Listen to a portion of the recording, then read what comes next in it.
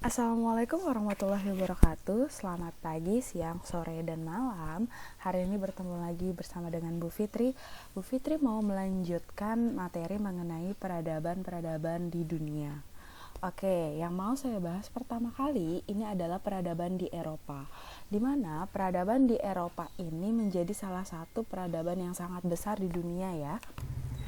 Kita mulai peradaban di Eropa itu melalui peradaban Pulau Kreta. Setelah peradaban Pulau Kreta, kita akan masuk ke peradaban Yunani dan akhirnya sampai ke peradaban Romawi. Ini semua sama-sama keterangannya adalah kuno ya. Oke, kita lanjut ke peradaban Pulau Kreta. Peradaban Pulau Kreta ini sebenarnya adalah cikal bakal dari Yunani kuno, di mana peradaban Pulau Kreta ini atau peradaban Minoa ini berkembang di tahun 3000 sampai 1450 sebelum Masehi. Sebutan Minoa sendiri ini mengacu kepada seorang raja namanya Minos. Ini dikaitkan sebagai bangunan labirin atau rumah siput, sebuah sistem jalur yang rumit, berliku-liku, serta memiliki banyak jalan buntu. Itulah yang arti dari peradaban Kreta ini. Peradaban ini letaknya sangat strategis ya, yakni di tengah-tengah jalur pelayaran antara Mesir, Yunani, dan Mesopotamia atau di daerah Asia Barat sana. Jadi memang peradaban Kreta ini perbatasan. Oke, Pulau Kreta sendiri, tadi kan saya bilang kalau berkembangnya di tahun 3000 sampai 1450 Masehi. Tetapi sebenarnya Pulau Kreta ini sudah dihuni oleh manusia sejak 7000 sebelum Masehi. Nah, penduduknya sendiri ini disinyalir datang dari Asia Kecil. Contohnya seperti wilayah-wilayah Levan, yaitu Mediterania Timur yang meliputi Lebanon, Suriah, Yordania, Israel, dan juga Palestina yang sekarang. Dan penduduk dari Pulau Kreta ini sebenarnya sudah mengenal tulisannya itu namanya tulisan Minos, tapi sayangnya sampai dengan saat ini belum ada yang mampu memecahkan tulisan ini ya, bahkan seorang sejarawan sendiri ataupun arkeolog. Nah, oke. Peradaban Kreta sendiri ini punya sebuah karakteristiknya ini terlihat dari istananya.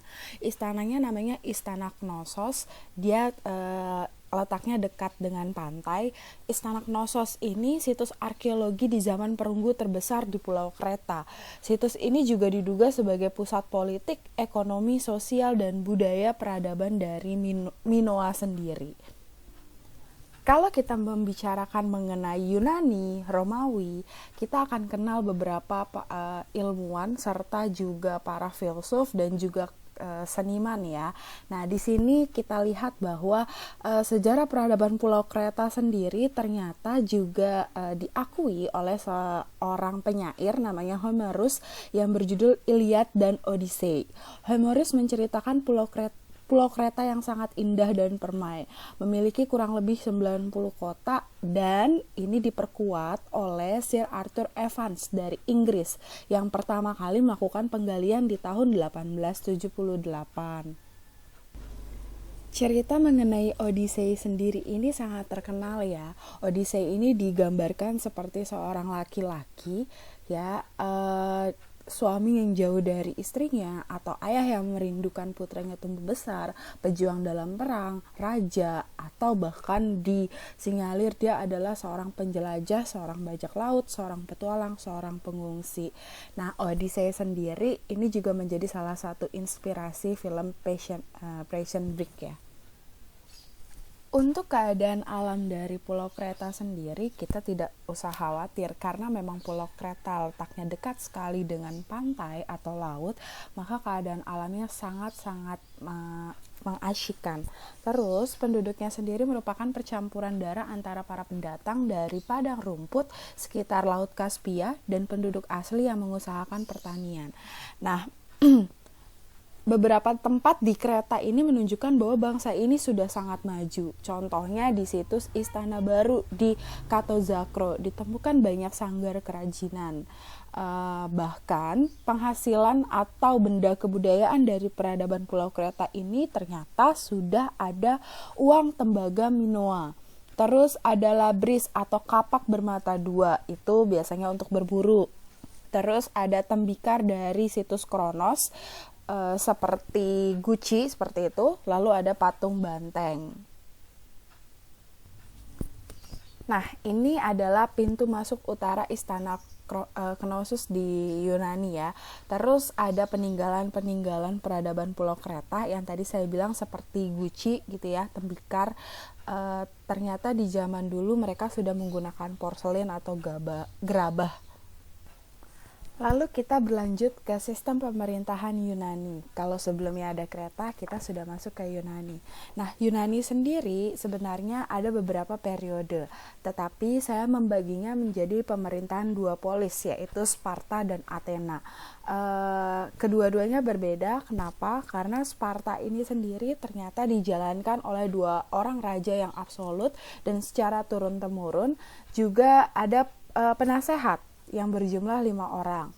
Lalu ada Athena. Athena ini kemerdekaan berpikir, berpendapat, serta maju dalam bidang politik, ekonomi, seni, batik, seni pahat, seni bangunan, maupun seni sastra. Kalau Athena kita membicarakan mengenai seni, kalau Sparta kita akan membicarakan mengenai perang. Karena Sparta sendiri fokusnya terhadap dunia militer. Nah, uniknya dari Yunani ini kita akan membahas mengenai negara kota, atau kita sebut biasa dengan polis. Nah, polis ini berkembang di sekitar abad 7 sebelum Masehi. Sebuah polis dapat dihuni oleh 1.000 bahkan sampai dengan puluhan ribu warga. Sistem pemerintahannya jauh lebih tertata dibandingkan dengan sebelumnya, yakni menggunakan dengan kaum aristokrat, orang-orang kaya dan berpengaruh menjadi pemegang kekuasaan di tiap-tiap kota. Beberapa negara kota itu adalah si Athena itu, lalu Sparta, Korintos, dan Thebe. Nah, sejak abad ke-6 sebelum Masehi, negara-negara kota merupakan kekuatan yang sangat dominan di Yunani, sehingga negara kota mengembangkan wilayahnya, lalu menaklukkan wilayah pedesaan dan kota-kota kecil. Jadi, yang lebih berkembang adalah kota-kota besarnya, seperti tadi yang saya sebutkan Athena dan Sparta. Terus, tiap-tiap negara kota ini memiliki ciri khasnya sendiri. Sparta berfokus pada militer, tadi saya sudah sebutkan. Sementara Athena dengan Korintos ini berfokusnya lebih kepada arah pertanian, seni, terus juga di bidang maritim dan juga perdagangan. Nah, Sparta sendiri melakukan ekspedisi militer pertama melawan negara kota Laconia dan Messenia dalam Perang Messenia yang berlangsung di abad ke-8 sebelum Masehi. Terus Messenia dan Laconia ini ditaklukkan dan Sparta menjadikan warganya ini sebagai budak. Ya, karena seperti kita tahu, kalau yang namanya penjajahan, yang namanya perang, kalau misalnya negara tersebut menang atau kota tersebut menang dalam perang, ya pasti kota yang kalah itu akan menjadi budak dari yang si pemenang. Terus setelah itu si Athena ini menjadi negara kota yang sangat makmur dan kuat dari segi ekonomi, karena memang Athena sendiri berperan di bidang ekonominya. Terus setelah itu Athena menguasai sebagian besar pesisir pantai Mediterania. Dalam perkembangannya, penguasaan atas wilayah Mediterania dengan kawasan laut yang luas ikut pula mendorong pengembangan kekuatan maritim atau angkatan laut di Athena. Kelak nanti akan teruji pada saat Athena melawan Sparta ya. Oke, lalu sayangnya Athena sendiri ini mengalami krisis ya di akhir abad ke-7 sebelum Masehi yang akhirnya memicu perang saudara. Dan Athena sendiri akhirnya jatuh ke dalam cengkraman si Peisistratos dan putranya Hippias dan Hipparchos itu sekitar tahun 561 sampai dengan 527 sebelum Masehi. Pada tahun 510 sebelum Masehi, Raja Sparta namanya itu adalah Cleomenes I membantu rakyat Athena menggulingkan tiran. Setelah itu Sparta dan Athena berulang kali saling serang yang berujung diangkatnya Isagaros yang pro Sparta menjadi Arkon Athena. Memang agak ribet kalau kita membahas Yunani dan Romawi karena memang rajanya cukup banyak sampai dengan sekarang. Nah, menariknya kalau kita membahas tentang Yunani, yakni mengenai sistem kepercayaannya. Sistem kepercayaan dari bangsa Yunani sendiri ini memuja banyak dewa atau politeisme, menggambarkan bahwa dewa-dewa yang disembahnya bertubuh dan berperilaku seperti manusia. Bahkan orang Athena sendiri menyatakan keturunan Ion atau anak dewa Apollo. Kalau kita suka nonton mengenai film dewa-dewa kayak seperti Zeus, terus juga ada Hermes, terus juga ada Apollo, ada Poseidon dan lain-lainnya, itu digambarkan adalah sosok dewa yang memang sangat besar ya ukuran tubuhnya. Terus mereka percaya bahwa dewa-dewi ini tinggal di puncak gunung Olympus dengan dewa tertinggi atau dewa langit dan bumi itu namanya Zeus. Zeus sendiri ini didampingi oleh beberapa dewa-dewi seperti Poseidon, dewa laut. Terus ada Apollo, dewa matahari atau dewa ilmu pengetahuan dan pelindung kesenian. Terus ada Hermes, dewa perdagangan. Makanya kenapa ada tas terkenal itu ya, Hermes itu ya, karena dewa perdagangan. Terus ada Pallas Athena, dewi kebijaksanaan dan filsafat. Terus yang terakhir ada Aphrodite, dewi kecantikan dan dewi cinta. Nah, mereka juga mengenal upacara pengorbanan untuk menyenangkan para dewa ini. Kegiatan persembahannya mereka lakukan untuk dewa Zeus, contohnya seperti pesta olahraga diselenggarakan di kaki gunung Olympus setiap 4 tahun sekali. Terus selain untuk menghormati Zeus, pesta olahraga ini dimaksudkan sebagai sarana mempersatukan polis-polis tadi yang sering ada pertikaian persaudaraan. Terus untuk peninggalan budaya Yunani sendiri ada berupa seni sastrawan seperti penemuan lukisan karya Troya, ada juga seni drama dan peninggalan bangunan kuno Yunani seperti kuil pemujaan. Tadi juga ada cerita mengenai Odyssey ya, yang sudah saya ceritakan. Iliad dan Odyssey ini juga mengisahkan tentang perang Troya, karangan dari Homerus. Terus selain ini, peninggalan dari kebudayaan Yunani sudah pasti filsuf yang terkenal di masa kerajaan itu ada Socrates, Plato, Aristoteles. Nah, mereka bertiga ini biasanya masih sering kita dengar kalau kita lagi membahas pelajaran sosiologi. Terus ada peradaban Romawi. Oh iya, sebelum saya masuk ke peradaban Romawi, saya jelasin sedikit mengenai para filsuf ini ya. Ada Socrates. Socrates ini terkenal dari 469, maksud saya lahirnya dari 469 sebelum Masehi sampai dengan 399 sebelum Masehi. Dia adalah bapak filsafat. Yang paling terkenal dari ajarannya dia yakni mengenai etika keutamaan atau virtue. Menurut Socrates, keutamaan ini adalah landasan yang ideal untuk hidup bersama.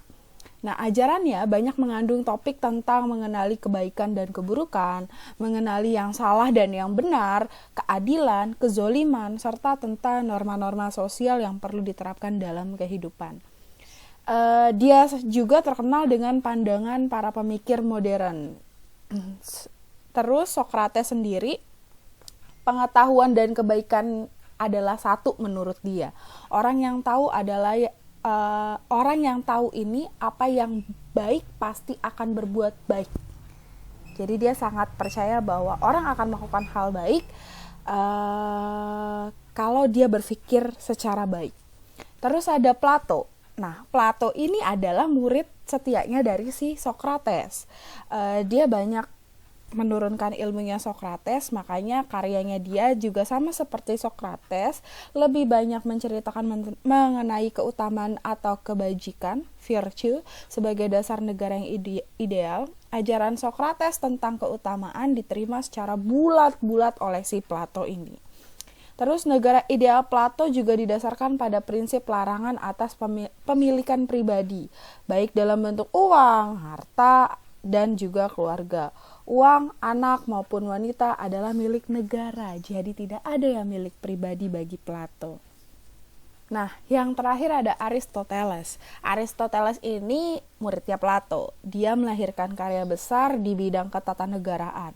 Salah satu karyanya yang sangat terkenal itu adalah The Politics and the Constitution of Athens. Jadi mengenai Athena. Buku ini merupakan kumpulan kuliahnya di Lyceum ya. Terus juga menurut Aristoteles, kemunculan negara tidak dapat dipisahkan dari hakikat manusia sebagai zon politikun atau makhluk politis. Dengan kata lain, kata si Aristoteles ini, karena manusia secara alamiah adalah makhluk politis, negara adalah komunitas politisnya. Adalah sesuatu yang terjadi secara alamiah. Aristoteles menjelaskan lagi, adalah jelas bahwa negara adalah ciptaan dari alam dan manusia secara alamiah adalah binatang yang politis. Itu adalah bahasa-bahasa filsafat yang mungkin saat ini kita masih kurang mengerti ya maksud mereka apa, tapi yang jelas mereka mengajarkan kita cara berpikir melalui logika. Itulah keahlian dari filsafat. Oke, lalu berlanjut ke Romawi kuno. Romawi kuno ini adalah sebuah peradaban yang tumbuh dari negara kota polis Roma yang didirikan di semenanjung Italia di sekitar abad ke-9 sebelum Masehi. Nah, Romawi ini terletak di semenanjung Apennina, sekarang menjadi Italia. Makanya Italia ini unsur Romawinya sangat kental sekali. Batas-batasnya ada di utara pegunungan Alpen, timur Laut Adriatik dan Laut Ionia, terus selatan ada Laut Sisilia, lalu barat ada Laut Tirrenia. Wilayahnya yang subur membuat orang-orang Latin menjadi petani dan pedagang yang sukses. Oleh karena itu, di masa awal terbentuknya peradaban ini, kehidupan para penduduknya ini sudah dikenal sangat makmur ya. Jadi beruntung sekali lah yang menjadi orang-orang Romawi.